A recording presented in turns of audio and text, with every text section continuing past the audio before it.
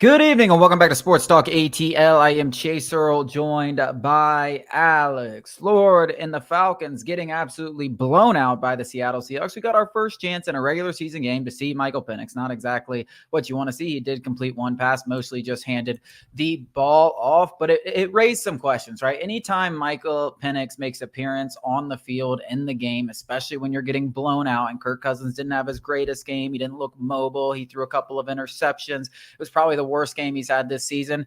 And even though we won 3 games in a row, immediately there's like, oh, when are we going to see Michael Penix? Well, Raheem Morris actually answered a question about that, and I thought it was interesting. But his response was, well, when we can't win with Kirk Cousins. And I think that's a very simple answer. I mean, listen, we aren't anywhere close, I don't believe, to where Michael Penix is being considered over Kirk Cousins. I mean, just before last week, we were talking about Kirk Cousins potentially vaulting into the MVP conversation with a couple more big weeks. But you start stringing out, you go out there and lay a stinker against the Bucks. You know, this conversation is not something that is going to die. Yeah, he said this.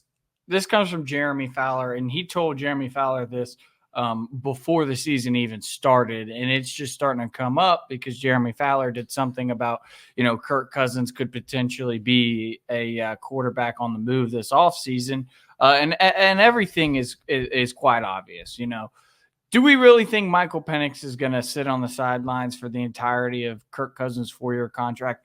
Hell no. No way. And that has to do with Kirk Cousins being 36, never being the most physically talented quarterback to begin with. Age 40 season, are we really, this isn't Aaron Rodgers. Aaron Rodgers, 40 years old, still has arm talent to get the job done. That's never been Kirk Cousins. So I think, this conversation is worth having. And I think, Michael Penix is an exciting player. He's got everything that Kirk Cousins doesn't have in terms of arm talent, physical talent, period. Though he didn't run at Washington, he's very capable of running. But on the flip side of things, Kirk Cousins has everything that Michael Penix doesn't. Understanding nuances of defenses, the actual playbook. I know Zach Robinson and Kirk Cousins are new to each other, but this is a very similar system as he ran in Minnesota with Kevin O'Connell. And generally speaking, a lot of these offenses are similar and share themes. So even if Kirk Cousins did shift offensive schemes, he's forgotten more about NFL offenses and defenses than Michael Penix has learned up to this point. So the whole idea of it soon, I think is wildly out of the question. Even when, and I'm saying when, not if, Kirk Cousins inevitably lets us down in the playoffs. And that's not a hack at Kirk Cousins. I don't know what yours. Kirk Cousins has let every single team down, period, at a certain point in time. I mean, that's just the quarterback he is. He's way better than what we had, and he's a tremendous upgrade. We're going to make the postseason. That's all I really care about. But when you're talking about when we can't win with the guy, that's when we start to transition. What does that mean? I think it's an arbitrary, point where it's like not winning in the playoffs or not getting us to the playoffs. Or at what point do you think Michael Penix could have won that game in Kirk Cousins' camp? I don't think it happens anytime in 2024. Yeah, I don't think there even in the postseason. No, there's no chance that it happens this year. Absolutely 0% chance. I don't see any scenario unless Michael Penix is doing things behind closed doors that is just wowing absolutely everybody. And even in that scenario, it would just be out of this world to go to him at any point this season and trust him. And then you're playing a quarterback carousel game if he doesn't. In 2024, at no point does Raheem Morris say, "Oh, we have a better chance with Penix than Kirk Cousins." Yeah, I'm saying at no point, period, zero, it doesn't even cross his mind. Like we're not. So it won't be a discussion this offseason is what I'm alluding to. I think that was interesting. Jeremy Fowler also said in his piece that people around the league feel like it's not going to be a multi-year thing. They're not going to sit here and have Michael Penix sitting behind him for a couple of years. So you think about the ideal situation we've seen play out. the Alex Smith situation when Alex Smith led the Chiefs to the playoffs. The Chiefs had been They to were the playoffs 11-5 that year. that several years, and they were like, oh, it's Patrick Mahomes time. See Alex Smith. And Alex Smith had a great career with the Chiefs, right? Like he was very successful. He was still a good quarterback, just like Kirk Cousins is still a good quarterback, but they saw something in Patrick Mahomes where they were like, this guy can take us to the next level. That is what you're hoping for in this entire situation, that Michael Penix, they're like, his attributes, he's ready, have the ability to take this offense to the next level. It's not a Kirk Cousins fall off. It's Michael Penix's potential raises the ceiling. I don't see Kirk Cousins ever. I mean, maybe not ever. If you get to years 3 and 4, maybe we start seeing Kirk Cousins look like old school Matt Ryan, where it looked like it was getting pretty ugly. Just sad. But right now, I mean, Kirk Cousins is a borderline top 10 quarterback, like he's been for the last 5 or 6 years, and I don't expect that changing this year, and I don't expect that changing next year. It's just a question of, can Penix show enough to be like, hey, we've got to move on from Kirk Cousins. It doesn't matter that he's winning games. The ceiling, the opportunity to win a Super Bowl is now with Michael Penix. And so I think it has more to do with Penix than it ever does with Cousins, because I think Cousins is going to be what he is. I think he's going to continue to get better as he gets healthier and gets more accustomed to the players, and we've seen that early this season. I think he'll probably be better next year if he is the starting quarterback than he was this year. But that doesn't mean he's going to be the starter, because if Michael Penix can show that he's ready, there's no question that the ceiling is higher with Penix, and he is the future at the position. And when you feel like it's that time, it's best to go ahead and do it, because we're all going to find out eventually, right? You can't hide it for this long. Eventually, we're all going to know whether Michael Penix is the guy or not. So whenever you feel like he's ready up here to handle the load, it's time to go, because the physical abilities are all there. It's not going to happen like Patrick Mahomes. And it'll probably more be closer to the Jordan Love. And I'm talking from a Penix perspective, not the actual timing of the transition. Penix's play, jumping for it's going to be Mahomes. It's going to be ugly. It's going to be a great day. It's going to be ugly at first. And I think, if you're looking at it from a Falcons standpoint, what's the rush?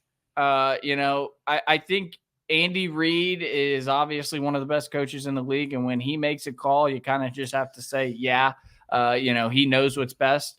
But when you're talking about the Falcons, does anybody really have that kind of gravitas to be like, the time is now? Like, Raheem Morris is a great coach, and I like him. I like his personality more so than what I've seen on the field thus far. But does he have anything that makes you think he's going to make this decision correctly? Not to say he's not going to make the correct decision, but the Jordan Love thing, I think was, a little bit mismanaged from Matt LaFleur's perspective.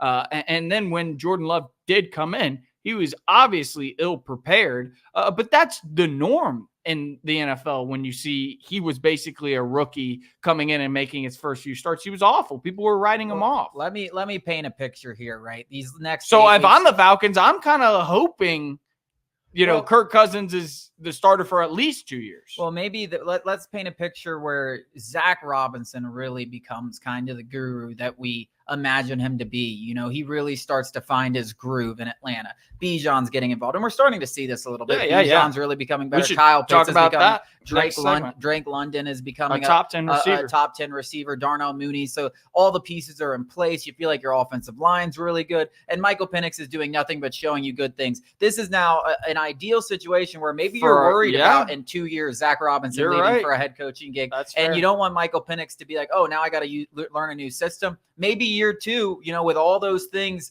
kind of in place, you have a year over Kirk Cousins. You believe he's ready to be a starting quarterback. Why isn't that the point? You know? So it's less about Kirk Cousins and Michael Penix, and the situation is just best for Michael Penix to succeed. And I agree with that's a great point. And on top of that, Kirk Cousins' value will be higher in terms of trade market, because he's coming off of a season at 36 years old.